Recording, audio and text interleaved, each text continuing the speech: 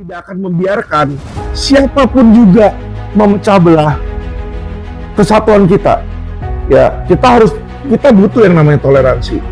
Ya, dan apalagi pendeta kok nggak punya otak, ya ngomong sembarangan. Kita orang Islam diajarin bersih sebelum sembahyang, cuci semuanya. Saya bilang lu 2,5.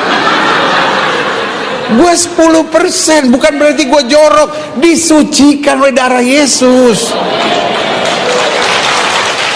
Pasti bayar perpuluhan dia. Puas banget dia seminggu sekali, gak usah cuci-cuci, ya kan? Gak usah bergerak-bergerak. Loh, kita kan bayar 10%, makanya kita kebaktian tenang aja, ya kan? Paling berdiri nyanyi tempat, santai, ya kan? Tapi kok 2,5, setengah mati.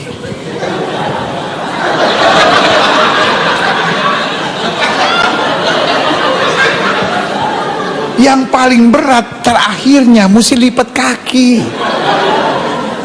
Nggak semua orang bisa, iya kan?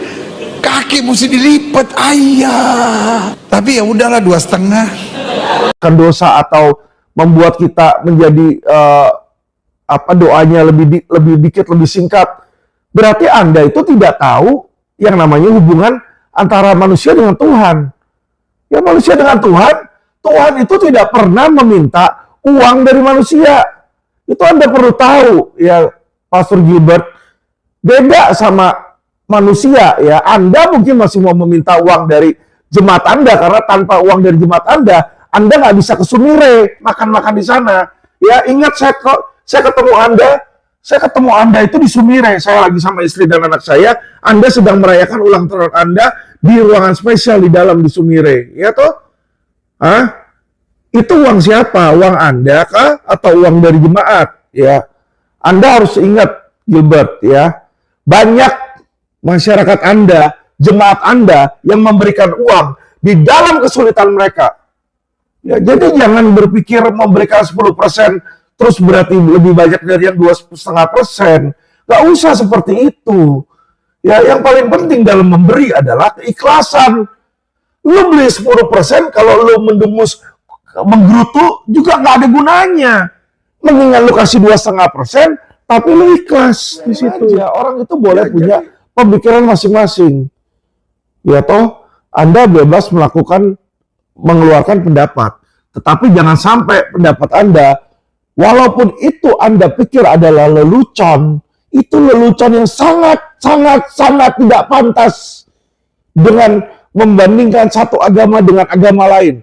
Apalagi di dalam lelucon Anda, ya Anda menirukan gerakan seolah-olah gerakan mereka itu adalah gerakan yang aneh, gerakan yang menyakitkan, ya kan? Setiap orang punya pemikiran masing-masing.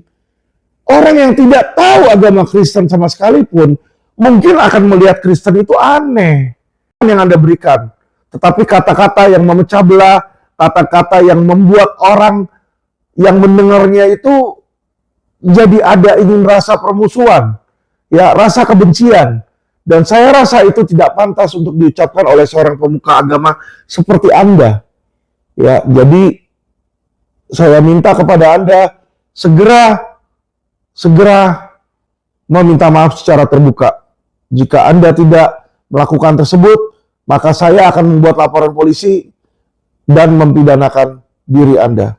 Kepada masyarakat, ya pasti banyak yang bertanya, kenapa kok Alvin Lim membela umat Muslim? Ya, saya bukan membela umat Muslim, teman-teman. Ya, saya kasih tahu, Muslim itu mereka sudah punya banyak pembela. Mereka nggak butuh Alvin Lim untuk membela mereka. Mereka punya FPI, mereka punya FDR, mereka punya Habib Rizik, mereka punya Habib Bahar, mereka punya Ustadz Abdul Somad, dan banyak lagi. Ya, pendekar-pendekar Muslim, ya mereka nggak butuh Alvin Lim untuk membela.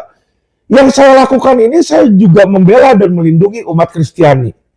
Ya, saya mau mencegah terjadinya perpecahan, perperangan antara Muslim dengan Kristen. Ya, saya tidak mau itu. Kita ini saudara satu negara, Indonesia, NKRI, Negara Kesatuan Republik Indonesia. Jadi saya tidak akan membiarkan siapapun juga memecah belah kesatuan kita. Ya, kita butuh yang namanya toleransi. Ya, dan apalagi pendeta kok nggak punya otak, ya ngomong sembarangan yang bisa diduga menista agama. Ya, apalagi ngomong-ngomongin mencampur adukan antara urusan material zakat 2,5% dengan perpuluhan 10%, ya. Dibikin seolah-olah yang memberikan perpuluhan 10% dosanya hapus di situ. Nggak perlu doa macam-macam segala, ya. Itu adalah sesuatu yang salah. Saya sebagai umat Kristen juga sangat tersinggung. Kenapa? Kalau Anda berpikir bahwa dengan memberikan 10%, ya itu bisa menghapus